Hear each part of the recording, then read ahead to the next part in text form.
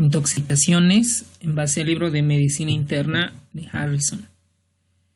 La toxicología pues es una subespecialidad tanto de la emergenciología de urgencias. Lo pueden realizar los médicos internistas, los emergenciólogos, los intensivistas, y pues debe ser un centro especializado para atender a pacientes intoxicados, porque el diagnóstico, el abordaje diagnóstico y los antídotos, pues ahí viene un poco la parte detallada del tema de toxicología. Entonces vamos a comenzar con este paciente de 23 años de edad, que no tiene antecedentes de importancia. Según la hermana, refiere aparentemente estar deprimida en los últimos días, pero hoy por la madrugada la encuentran con pérdida del estado de conciencia, es decir, desmayada, cialorrea, con mucha saliva, pérdida de control de esfínteres, y la llevan inmediatamente a urgencias. A su alrededor, en su cuarto, encuentran algunos sobres que al parecer son pesticidas, puede ser como la raticida, que es frecuente en nuestro medio, y también el uso de las pastillas. Lamentablemente, el nombre de la pastilla en este caso no la saben, porque en un paciente que encontramos con intoxicación, saber qué posiblemente pastilla se tomó es muy importante para el diagnóstico, tratamiento y pronóstico. En emergencias llega con Glasgow de 4, es decir, pues casi está en estado de coma. Es el punto más bajo, ¿no? El punto 3 es el más bajo, pero está con 4. Pupilas mióticas, fasciculaciones y muy diaforética.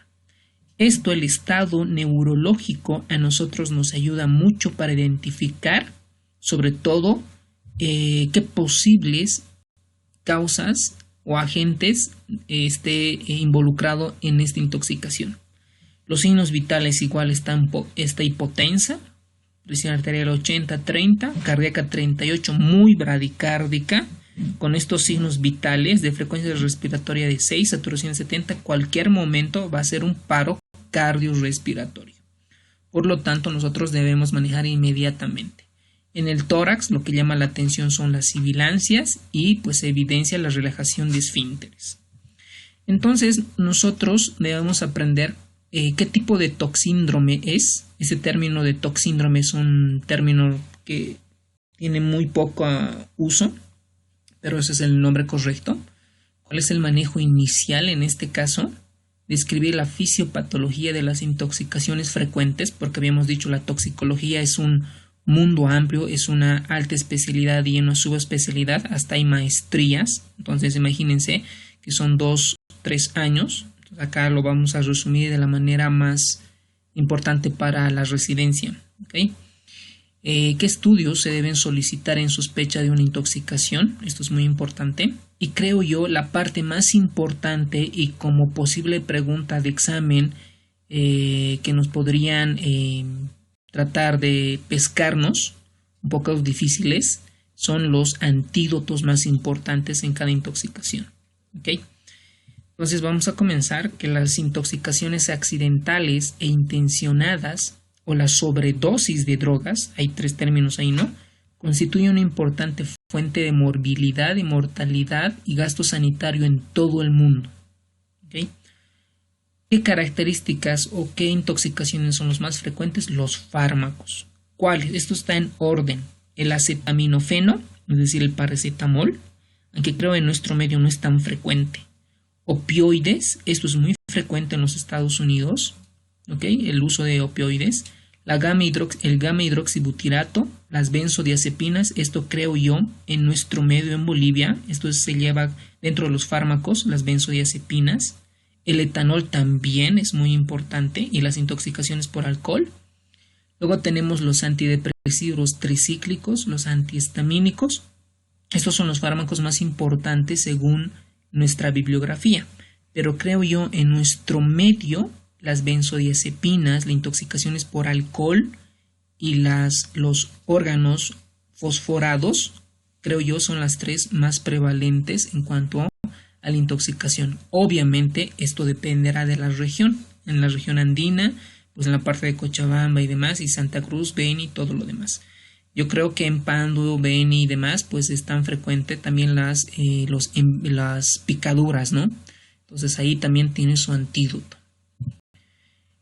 Cuando un paciente intoxicado nos llega a hacer el diagnóstico por qué fue intoxicado, yo creo que es lo exquisito, lo maravilloso acá de la medicina para poder diagnosticarlo. Lo primero, obviamente, que hacemos cuando llega a un paciente intoxicado, lo primero es hacer signos vitales. Vemos el estado neurológico, vemos las pupilas, la temperatura y cómo está la humedad en la piel. Estas variables, ¿no?, que son 5 por lo menos, nos van a ayudar a decir qué tipo de toxíndrome es. Para eso nosotros vamos a hacer una saturación de oxígeno con oximetría de pulso. Hacemos una monitorización cardíaca, un electrocardiograma. Hacemos un acceso venoso, medimos glucosa, esto con un glucómetro STAT en cuanto llegue. Y lo primero que tenemos que hacer, si está con una depresión respiratoria muy importante o con un Glasgow de 4, recordemos que un Glasgow de menos de 8 es indicación de manejo de vía aérea avanzada. Entonces en nuestro caso, pues obviamente tenemos que proteger, hacer una intubación bronquial. Entonces acá protegemos las vías respiratorias para asistencia y evitar la aspiración. Proporcione medidas generales de soporte vital cardíaco si en cuanto nuestro paciente llega a un paro cardiorrespiratorio. Entonces, una vez nosotros que un paciente tenemos con la conciencia alterada, lo que primero vamos a administrar es tiamina para evitar la encefalopatía por Wernicke. Luego damos 25 gramos de dextrosa, es decir, azúcar, en 50 ml. A no ser que tú tengas un glucómetro a la mano y digas, pues tiene glucemia de 110, entonces no pasa nada. Pero si en el momento no podemos tener, pues administramos dextrosa. Es mejor tenerlo al paciente hiperglucémico a hipoglucémico, porque la hipoglucemia mata al cerebro y deja secuelas, ¿ok? Y si tenemos sospecha por opioides, pues prescribimos o indicamos naloxona. Pero yo creo que esto de la naloxona en un contexto de los americanos. Pero en nuestro medio, pues no es tan frecuente la intoxicación por opioides, a no ser que tenga el antecedente, ¿no? Ahora, el diagnóstico, esto obviamente va a ser importante lo que nos puedan referir los familiares. Aunque la evidencia ha demostrado que pues menos de la mitad aciertan en cuanto al tóxico que se tomó el paciente. El examen físico, pues esto es muy importante para ver cómo lo vamos a manejar al paciente. Porque buscar el antídoto, hasta buscar el antídoto nos pueden tardar 2, 3 horas, 4 horas, un día, una semana. ¿Ok? Pero mientras tanto nosotros tenemos que dar un soporte vital avanzado. Por lo tanto, el examen físico, la fisiología, la depresión fisiológica, esos nos van a mostrar alguna señal por qué tipo de fármaco o tóxico fue intoxicado. Por ejemplo, si un paciente llega con excitación fisiológica, es decir, está taquicárdico, diaforético, con agitación psicomotriz, hipertenso y demás, nosotros lo que debemos sospechar es un síndrome anticolinérgico, un síndrome simpático mimético o alucinógenos centrales o por estados de abstinencia de drogas. ¿Ok? Es decir, un estado hiperdinámico, hipermetabólico, todo lo que es hiper. Mientras que un paciente se encuentra con depresión fisiológica, ¿cómo es eso? Que tenga frecuencia respiratoria menos de 16, que esté con 8, no esté respirando, tenga depresión del estado de conciencia, tenga bradicardia, un estado hipodinámico o hipometabólico, nos harían sospechar en intoxicación por etanol, hipnóticos sedantes, opiáceos y agentes colinérgicos, los simpaticolíticos y alcoholes tóxicos. Mientras que cuando no se combinan ambos síndromes, pues podría darnos la hipoglicemia. A un principio, la hipoglicemia nos va a dar taquicardia, signos hiperadrenérgicos. Pero cuando a medida que va pasando el tiempo, nos dan signos de hipodinámicos, al igual que los salicilatos, cianidas, inhalantes volátiles y drogas antiarrítmicas. Yo creo que esta tabla se la deben de imprimir o se la deben tomar apuntes y tener muy importante en cuanto a los toxisíndromes. Por ejemplo, un toxíndrome simpático-mimético, esto es entender simplemente la fisiología, ¿no? Es decir, que hay un predominio del sistema nervioso autónomo, el simpático, tanto la adrenalina como la noradrenalina. Ustedes recordemos que tienen receptores específicos que, por ejemplo, actúan en el alfa 1 y en el alfa 2, que son vasoconstrictores. Por lo tanto, en el estado mental lo que vamos a valorar en un síndrome simpático-mimético es la agitación, alucinaciones y paranoia. Entonces, cuando una persona está en alerta, es decir, debe de abrir los ojos, ¿no? Está alerta. Por lo tanto, las pupilas deben entrar en midriasis. ¿Okay? Entonces, en los signos vitales, todo el estado hemodinámico, ¿no? Hipertermia, taquicardia, hipertensión, presión de pulso ensanchada, taquimia, hipernemia, todo lo que tenga que ver. Y otras manifestaciones, ¿no? A consecuencia de la hiperdinamia. Entonces, en un toxíndrome simpático-mimético, los ejemplos de agentes tóxicos vamos a tener la cocaína, las anfetaminas, la efedrina, la pseudoefedrina que vienen los antigripales, la fenilpropanolamina, la teofilina que se usa o que se usaba en el asma y la cafeína. Estas bebidas que teóricamente te mantienen más despierto, etcétera, pues si una persona se intoxica va a tener un síndrome simpático-mimético. ¿Okay? Ahora, los síndromes colinérgicos, los anticolinérgicos, es importante recordar la fisiología. Esto es una sinapsis química. Entonces acá vamos a hacer hincapié en la acetilcolina. Esto es de manera muy simple para entenderlo, ¿no? Por ejemplo, si yo tengo alguna sustancia que comience a liberar esta acetilcolina de manera deliberada, es decir, rápido, por algo, nos va a crear un síndrome colinérgico, ¿no? Ahora, cuando este acetilcolina porque no se puede liberar o porque existe alguna anormalidad en la liberación de las vesículas presinápticas cargadas con este neurotransmisor, nos van a generar síndromes anticolinérgicos. ¿Okay? Entonces, por ejemplo, si yo tengo esta acetilcolina en la hendidura sináptica, hay una enzima que es la acetilcolinesterasa, la que destruye esta acetilcolina, porque esta acetilcolina debe de actuar por un tiempo determinado. Si yo tengo, por ejemplo, fármacos o toxinas que me bloquean esta enzima, yo voy a tener mayor acción de esta acetilcolina, ¿no es cierto? Entonces ya veremos qué tipo de síndrome es. Por lo tanto, un síndrome anticolinérgico, porque normalmente, ¿qué hace la acetilcolina? La función del sistema parasimpático en su representante máximo es la acetilcolina. Entonces, lo que hace la acetilcolina es hacer una meiosis. ¿Ok? Recordemos eso. Acetilcolina, meiosis. Sistema parasimpático, acetilcolina, meiosis. Cuando tengo antiacetilcolina o anticolinérgico, voy a hacer lo contrario. Por eso es que acá vamos a tener midriasis. Por lo tanto, lo que va a predominar, la acetilcolina lo que hace es bajar la frecuencia cardíaca, bajar la presión arterial, todo.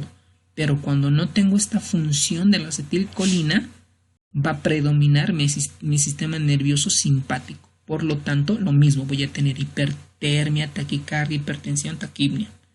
Todo estado hipermetabólico siempre se acompaña con la midriasis. Entonces, acá, ¿qué vamos a tener en otras manifestaciones del síndrome anticolinérgico? Piel enrojecida, membranas mucosas secas, disminución de los ruidos intestinales, retención urinaria, mioclonía, coriotetosis, comportamiento de picadas, convulsiones. ¿Y quiénes me van a dar un síndrome anticolinérgico? Los antihistamínicos, los antidepresivos tricíclicos, pregunta de examen, la ciclobenzaprina, la orfenadrina, agentes antiparkinsonianos como el piperideno, por ejemplo, ¿no?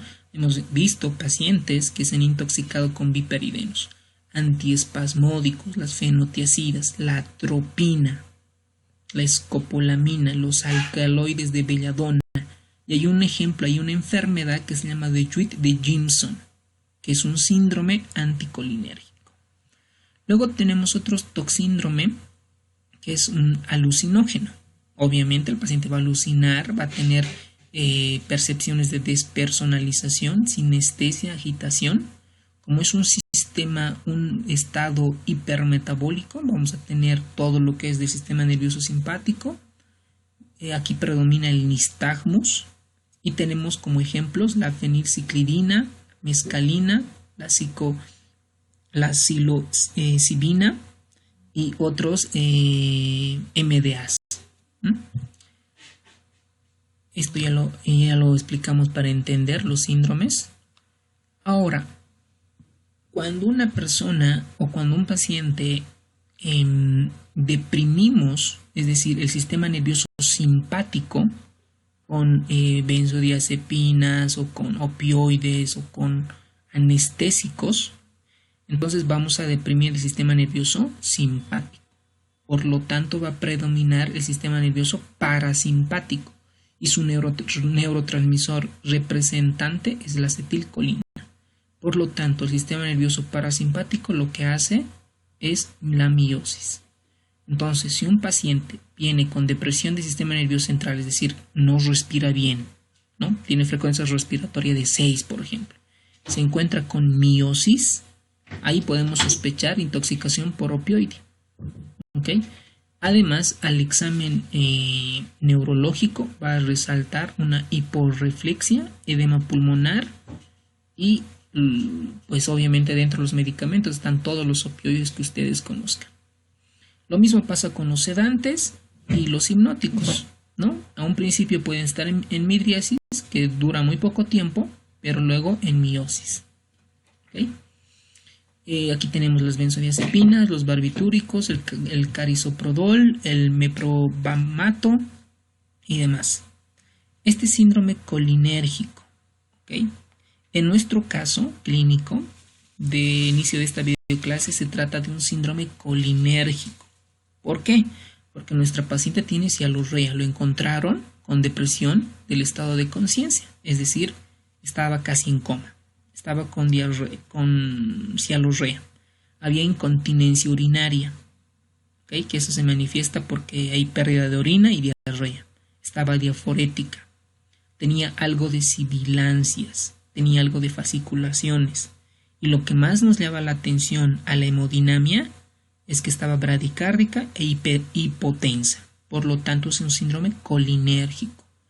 Además, la familia nos refiere que encontraban algunos sustancias insecticidas o para matar ratones, que es como la raticida. Entonces, pues dentro del síndrome colinérgico, obviamente en su principal están las insecticidas, los organofosforados, los carbamatos, la nicotina, la pilocarpina, la fisostigmina. Recuerden que la fisostigmina y el hidrofiono son anticolinesterasas, ¿no? Es decir, que predomina la función de la acetilcolina, el betanecol y la urecolina. Entonces, estos son los que vamos a sospechar en nuestro caso, ¿no? Por el síndrome que tenemos. Ya luego vamos a ver cómo los tratamos. Luego existe otro síndrome serotoninérgico, que estos pacientes tienen un estado hiperdinámico, es decir, midriasis, hipertermia, taquicardia y demás, ¿no? Hiperreflexia y demás. ¿Quiénes tenemos? Los inhibidores de la monoaminoxidasa, los inhibidores de recaptación de serotonina, la meperidina y el dextrometorfano. Son síndromes serotoninérgicos. Ahora, yo creo que esas tablas, lo que vimos, es muy importante para encasillar en qué tipo de intoxicaciones, ¿ok? Y una vez buscar esas sustancias en orina o en sangre para ver qué es y darle un tratamiento, ¿no? Eso es lo ideal.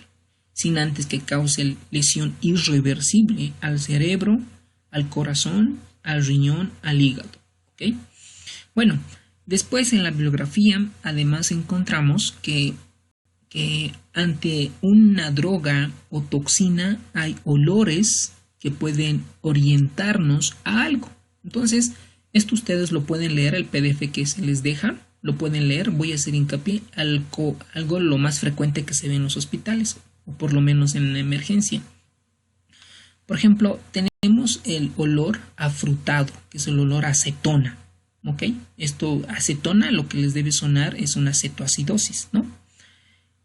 Aquí tenemos los agentes involucrados, está el etanol, el alcohol isopropílico, el cloroformo y los salicilatos. Luego también la bibliografía refiere, sobre todo Harrison, que las almendras amargas, que tiene ese olor a almendras amargas, probablemente se trate de intoxicación por cianuro. Al ajo, al arsénico, organofosforados, fósforo, talio y selenio. Un olor que pues en realidad es como un olor específico del naftaleno, ese aroma. Entonces, que no sé cómo podríamos describirlo, es característico, pues obviamente nos va a hacer pensar intoxicación por naftaleno y por paradiclorobenceno. Bueno, el olor a queroseno, pues están los órganos fosforados y el paratión. Un heno recién cortado al fosgeno, huevos podridos al sulfuro de hidrógeno y un olor medio característico al salicilato de metilo, ¿no? Es un aroma tipo al pasto. Luego tenemos otras manifestaciones que se relacionan con drogas y toxinas, ¿no? Por ejemplo, todo lo que nos dé midriasis es todo sistema simpático, ¿ok? Todo. ¿Quiénes me activan? La cocaína, la cafeína, la efedrina, las anfetaminas, los anticolinérgicos, la atropina, la escopolamina, todo lo que tenga que me active mi sistema nervioso simpático genera midriasis. Todo lo que predomina o lo hace predominar al sistema nervioso parasimpático son todos estos. Los opioides, la heroína, la morfina, la hidromorfina, la oxicodona, la hidrocodona, codeína y demás. Ustedes lo pueden leer. Y algo que hay mucha relación con los nistagmus, ese movimiento de los ojos, son los barbitúricos y la carbamazepina. Luego existen otros movimientos inducidos, por ejemplo. Algo que nos da muy frecuentemente temblores y mioclonías son las intoxicaciones por litio, ¿no? Y todo lo que tenga que ver, lo que predomina en el sistema nervioso simpático. La corioatetosis, un movimiento anormal, están los anticolinérgicos. La debilidad y parálisis, la hipocalcemia. Luego tenemos las convulsiones. Paciente que llega con sospecha de intoxicación y que llega con convulsiones, debemos sospechar en intoxicación por propranolol, insecticidas, anestésicos locales, simpático-miméticos y toda una cadena, ¿no? Y luego tenemos algunas alteraciones del estado mental.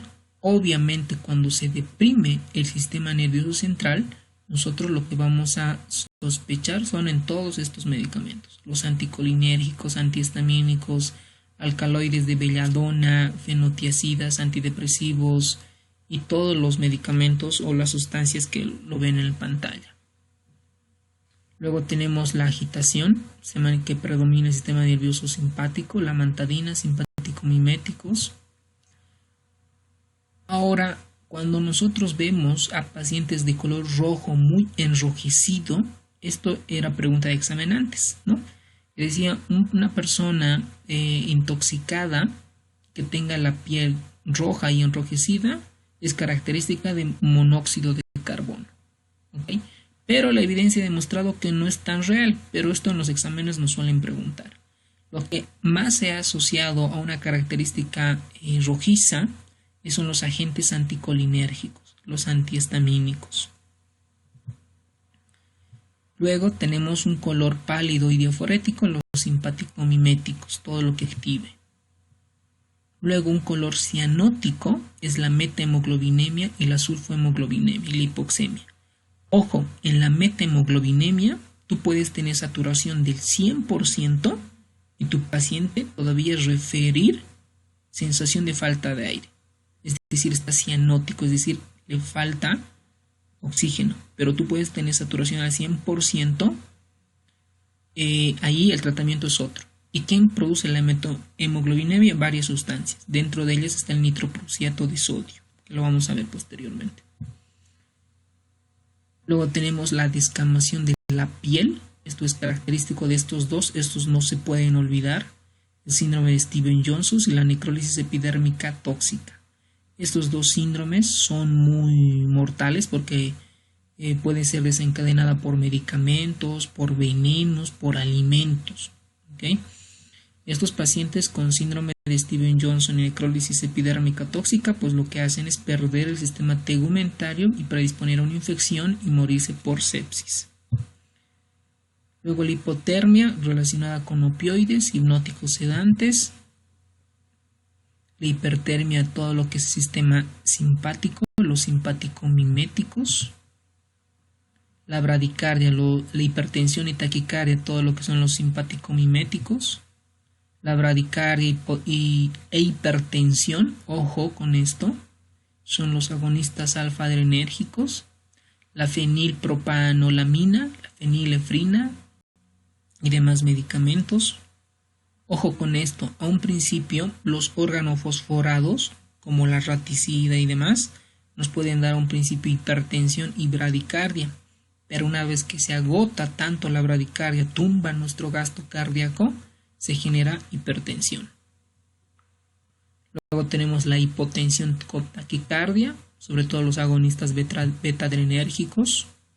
Hipotensión con bradicardia, los bloqueadores beta, sobre todo es clásico ver un paciente que tiene falla cardíaca y de repente se toma 3 pastillas, 3 atenololes o carvedilol y vienen hipotensos y bradicárdicos, ¿no? Entonces en eso instalaremos un marcapaso. Ahora, con relación a la respiración, pues la taquipnea y la hiperventilación, los simpático-miméticos. La bradipnea e hipoventilación, los depresores del sistema nervioso central, como los opioides. La bradicardia y bloqueo auriculoventricular, los bloqueadores beta. La taquicardia supraventricular, todo lo que son los simpático-miméticos. Y la prolongación del QRS-QT. Esto es pregunta de examen. En un contexto de intoxicación, ojo con esto, de intoxicación, que yo realizo, es decir, en un paciente con sospecha que está tomando antidepresivos, sobre todo los tricíclicos, y que viene por un dolor precordial y le hago y le realizo un electrocardiograma, lo que yo debo buscar es la prolongación del QRS y QT. Entonces, intoxicación más prolongación del QRS en el electrocardiograma es sinónimo o casi sinónimo de intoxicación por antidepresivos tricíclicos. Entonces, un paciente que viene intoxicado y yo sospecho intoxicación por antidepresivos tricíclicos, le realizo un electrocardiograma y lo que puedo encontrar es esto: una prolongación del QRS. Si esto se prolonga aún más, puede llegar a una taquicardia ventricular y a una torsada en puntas. Entonces, este es un paciente de unos 15 años de edad por sobredosis de amitriptilina, que es un antidepresivo tricíclico, mostrando una arritmia de complejos anchos. ¿Okay? Entonces, para la amitriptilina, lo que nosotros hacemos, o lo que también el libro de Harrison menciona, es administrar bicarbonato de sodio. Entonces a este paciente le administran bicarbonato de sodio, el límite es el pH en 7.5, algunos libros dicen 7.50, y miren cómo mejora el electrocardiograma. Aquí tenemos otra imagen de UpToDate, donde nos muestran igual un QRS ancho, una taquicardia con QRS ancho, también en un contexto de intoxicación por antidepresivos tricíclicos. Bueno, hasta ahí hemos visto la clínica, cómo vienen los pacientes y cómo vamos a sospechar qué fármacos es, básicamente simpático-miméticos, alucinógenos y colinérgicos y anticolinérgicos. Y lo que vamos a hacer es detectar cuál es el tóxico que está en el cuerpo de nuestro paciente. Entonces acá van a salir muchas preguntas de examen para la residencia. Lo primero, que este tóxico podemos detectar en sangre, en plasma, por métodos sofisticados, y en orina. ¿Ok? Entonces, además nos mencionan que la detección toxicológica es rara vez necesaria cuando los pacientes con una ingestión no intencional son asintomáticos o tienen hallazgos clínicos que son consistentemente con el historial médico. Es decir, lo que nos interesa es el contexto clínico. ¿Okay? Por ejemplo, cuando sospechamos intoxicación por paracetamol y salicilatos, pueden tener buen pronóstico, siempre y cuando hagamos un diagnóstico y demos el manejo para esa intoxicación. Estos dos podemos sospechar cuando tenemos una acidosis metabólica persistente con un anion gap elevado. Entonces acá mostramos unas pruebas toxicológicas en orina, por ejemplo para anfetaminas, que en la detección de detectibilidad en orina pueden ser de 2 a 3 días. Y estos medicamentos se detectan en orina. ¿Okay? Lo mismo con la cocaína. Obviamente tienen falsos positivos algunos medicamentos. La marihuana, los opiáceos y la fenilciclidina. Ahora, cuando un paciente tenemos con intoxicación, pues obviamente debe de ir a un centro especializado en toxicología. Entonces acá, por ejemplo, la Organización Mundial de la Salud, la OMS, hasta el 2016, estos son los centros de toxicología realmente especializados, donde tienen un diagnóstico, tienen el equipo y tienen su tratamiento. Como ustedes verán, lamentablemente hasta el 2016 Bolivia todavía no contamos con un centro especializado de toxicología. Miren que Argentina tiene varios, Chile tiene uno, Brasil tiene un montón, Estados Unidos ni qué decir, al igual que Europa, pero nosotros creo que junto con Colombia somos los únicos países que no contamos con centros especializados en toxicología. Ahora, un manejo de intoxicación, pues primero es descontaminar, ¿no? Depende de dónde haya sido la contaminación. Si ha sido en piel, pues haremos con agua abundante, el riego salino en exposiciones tópicas, la administración de carbón activado. Yo creo que deberíamos recordar a qué pacientes o a qué tipos de intoxicación se administra carbón activado. ¿Okay? Luego tenemos la descontaminación intestinal. Por ejemplo, ahí tenemos el lavado gástrico, la irrigación intestinal total, la endoscopía, cirugía y dilución y catárticos. Los antídotos es un tema súper importante y posibles preguntas de examen. Y las técnicas mejoradas de eliminación, por ejemplo, con diuresis forzada, captura de iones en orina, hemodiálisis, hemoperfusión, hemofiltración, exsanguinotransfusión. Entonces vamos a comenzar con los antídotos y con esto terminamos. Esto pues es muy importante que lo sepamos porque es posibles preguntas de examen. Pues esto ustedes lo pueden leer. El paracetamol, su antídoto es la acetilcisteína. Obviamente los que hagan emergenciología, medicina interna, terapia intensiva ya aprenderán cuál es la dosis, el tiempo, la farmacocinética, la farmacodinamia de cada medicamento. Luego, el tóxico para iodos y derivados, su antídoto es el almidón, para la digoxina los anticuerpos, para el órgano fosforado, si todavía tiene menos de 1 hora o un tiempo determinado, se administra carbón activado para evitar la absorción. Y luego la atropina. ¿Por qué? Porque recuerden que nuestro paciente vino con frecuencia cardíaca de 36 o 38. Por lo tanto, esa frecuencia cardíaca me va a matar al paciente. Por lo tanto, yo debo de dar atropina. Atropina para mejorar esa frecuencia cardíaca. pero no solamente para eso, sino también para mejorar las sibilancias o la broncoconstricción. Para la metahemoglobinemia, el azul de metileno, ¿no? Obviamente, si el paciente no tiene deficiencia de la glucosa 6-fosfato deshidrogenasa, porque si lo tuviera, estaríamos predisponiendo a una anemia hemolítica. Y si tiene esta deficiencia, está indicada la exsanguinotransfusión. Para antidepresivos tricíclicos, bicarbonato de sodio. Para antipsicóticos, neurolépticos, antieméticos y antihistamínicos, el biperideno. La dapsona y los anestésicos tópicos, sobre todo la benzocaína, la lidocaína y la prilocaína, se han asociado con metahemoglobinemia. Recordemos que las metahemoglobinemia pueden tener saturando al 100% y todavía estar en un contexto de hipoxia, ¿no? Y esto sospechar por estos anestésicos locales. Luego tenemos que la cianosis en presencia de una presión arterial normal o en presencia de sangre, esto es lo que nos va a dar el diagnóstico. La sangre va a estar en color marrón chocolate en el campo de la videocinta a pesar de la oxigenoterapia complementaria. La intoxicación por clonidina, recordemos que la clonidina es un agonista adrenérgico alfa 2, es un derivado bioquímico de la imidazolina, que en principio se usó como descongestivo nasal tópico.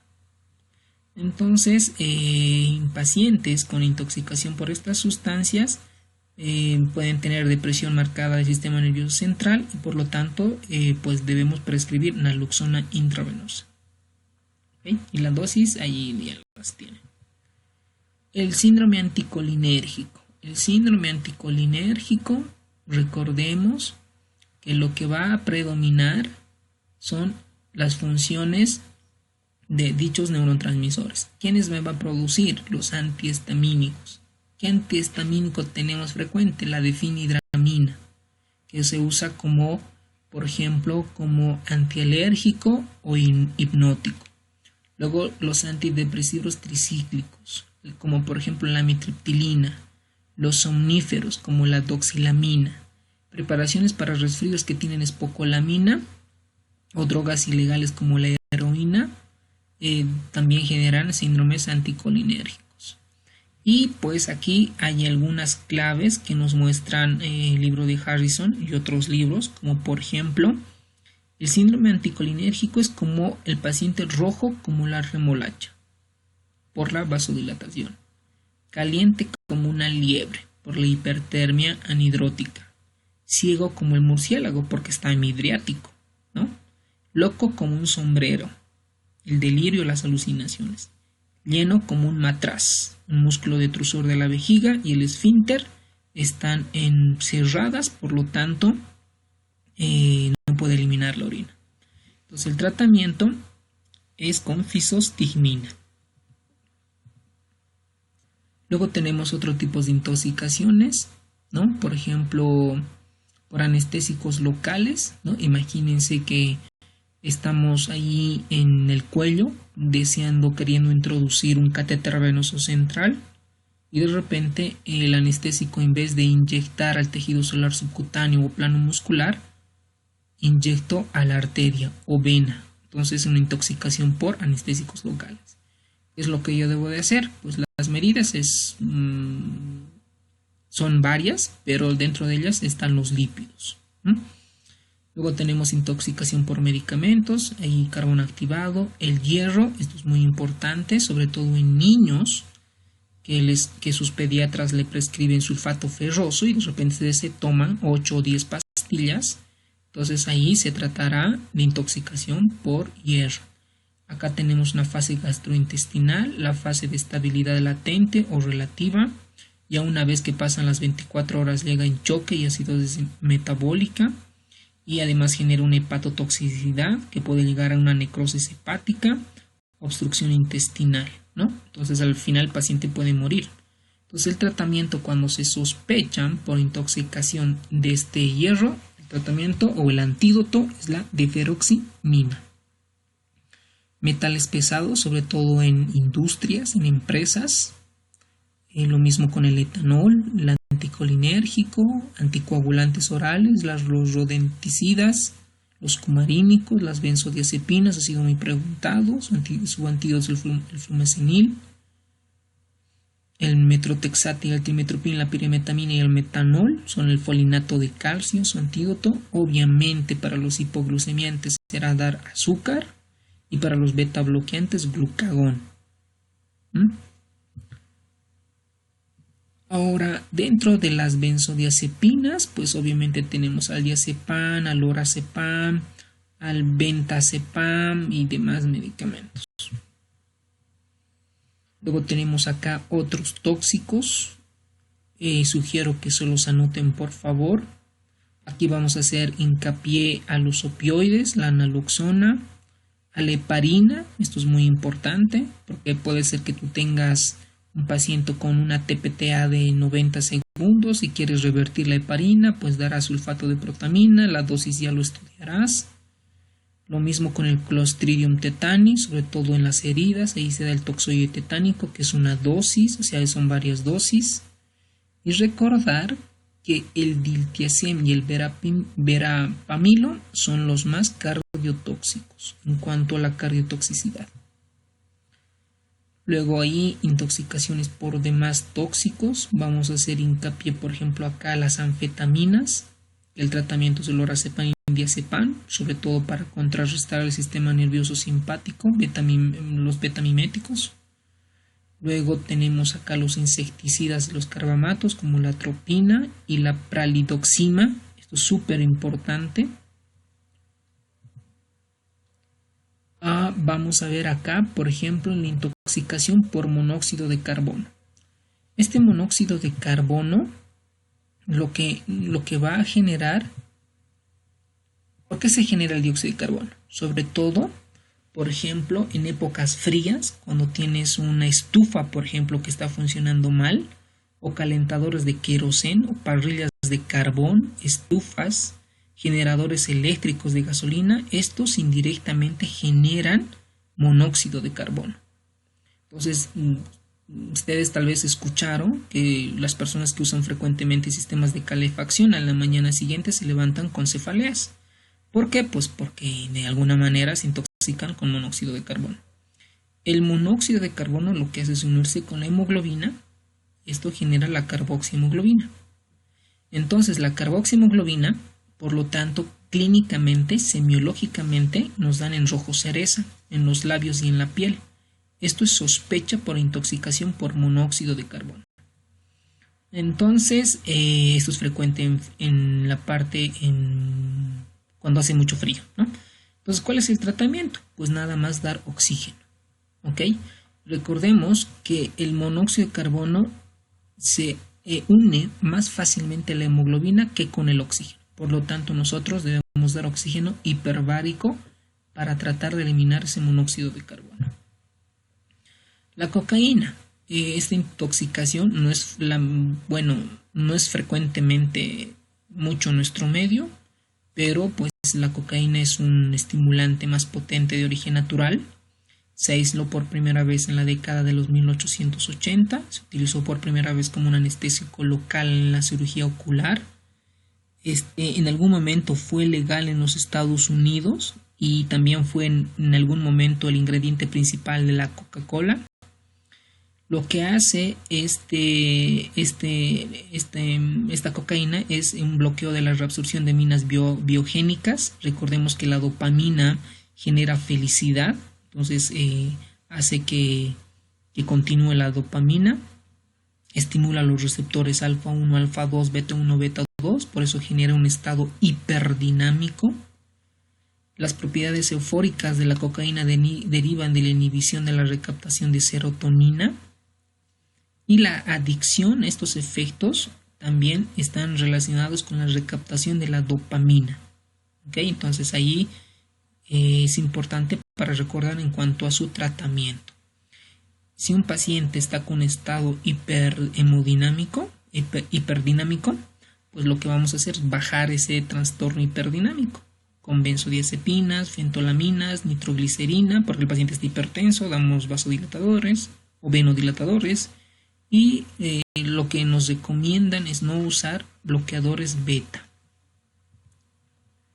El crack lung es un síndrome de una alveolitis hemorrágica por el uso de cocaína por inhalación. Luego acá tenemos algunos tips, por ejemplo la intoxicación por cianuro. El cianuro lo que hace es cortar la cadena respiratoria en la mitocondria. Es uno de los venenos más letales conocidos por el hombre. Estos cianuros son liberados en incendios de lana, seda, del poliuretano, los poliacrinolitrilos, las resinas de melamina y el caucho sintético. Este cianuro lo que va a hacer es unirse ávidamente al férrico, a un ion férrico, al citocromo oxidasa A3, inhibiendo la cadena respiratoria. Ustedes recuerden que la respiración en realidad se realiza en la célula, específicamente en la mitocondria y dentro de la mitocondria en la cadena respiratoria. Entonces recordemos que la cadena respiratoria está formada por varios complejos.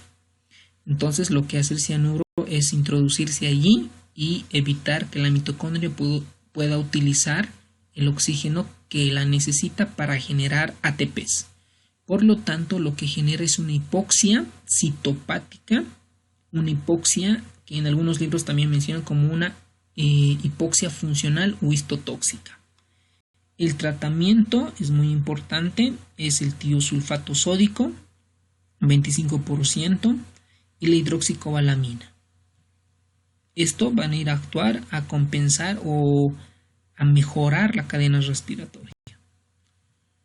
La intoxicación por metformina en pacientes diabéticos, el tratamiento es un lavado gastrointestinal, pero la metformina, por ejemplo, se asocia, uno de los efectos adversos y toxicológicos es la acidosis láctica.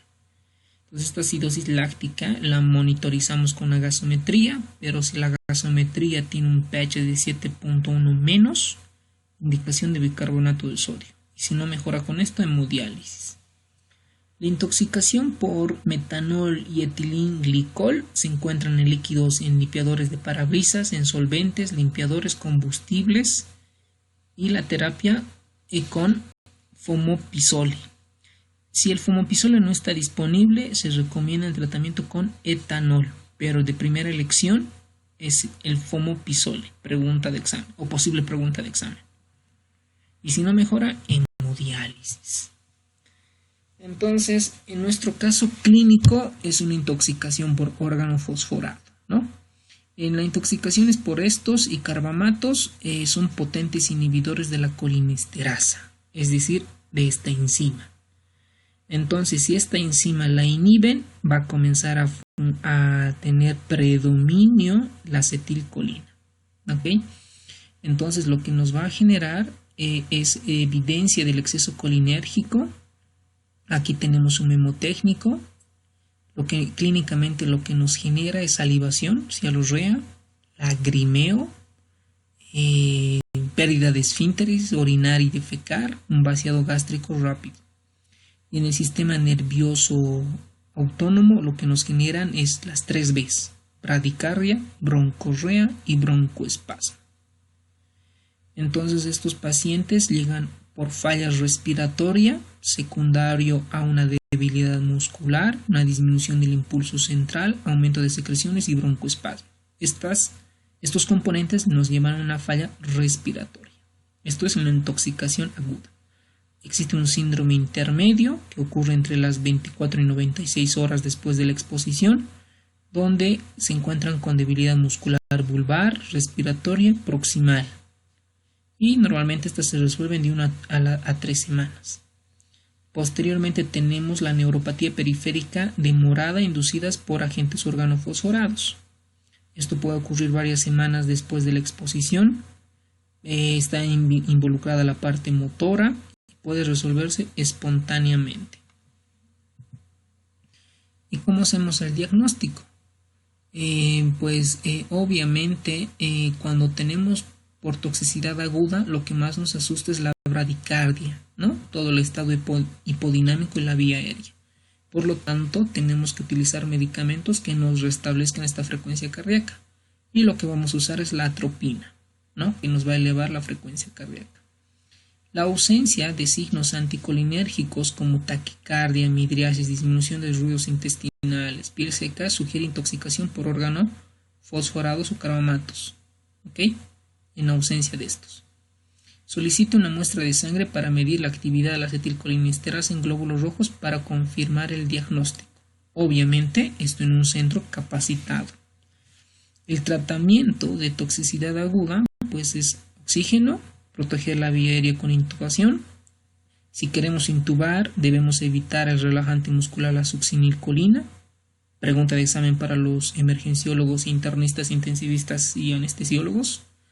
La descontaminación menos de 1 hora, es decir, si el paciente tiene menos de 1 hora, se hace la descontaminación con carbón activado a 1 gramo por kilogramo en niños, en adultos máximo 50 gramos. Se realiza la irrigación dérmica y ocular agresiva si sea necesario y atropina de 2 a 5 miligramos en bolo IV. Esta dosis escalada cada 3 a 5 minutos hasta que se detengan las secreciones bronquiales y sibilancias. Ojo con esto. ¿Okay? La taquicardia, la midriasis no son contraindicaciones para el uso de atropina. Se usa atropina hasta que no exista sibilancias ni secreciones bronquiales. La inhalación por bromuro de hipratropio con atropina suele ser útil en broncoespasmo, aunque necesitamos más estudios que nos soporten esta indicación. La pralidoxima, ojo, es un reactivador de la colinesterasa, que también está indicada, pero obviamente no todos los hospitales cuentan. Terapia con benzodiazepinas en caso de agitación. El diazepam en caso de también convulsión. Pero está contraindicada, pregunta de examen, de la fenitoína. Eso es pregunta de examen de la residencia. Las intoxicaciones por aspirina no son tan frecuentes, pero las características clínicas y de laboratorio son un estado hiperdinámico, hipermetabólico. Evaluación diagnóstica se le hace detectando el salicilato en plasma o haciendo una gasometría para sospechar una intoxicación por salicilatos. Tratamiento, a nosotros lo que nos interesa es alcalinizar el cuerpo, ¿no? Porque es un ácido, el salicilato nos genera una acidosis y damos bicarbonato de sodio y el límite es un pH de 7,55. No se usa acetosolamida para alcalinizar la orina. Bueno, espero que les haya sido útil en cuanto a las intoxicaciones.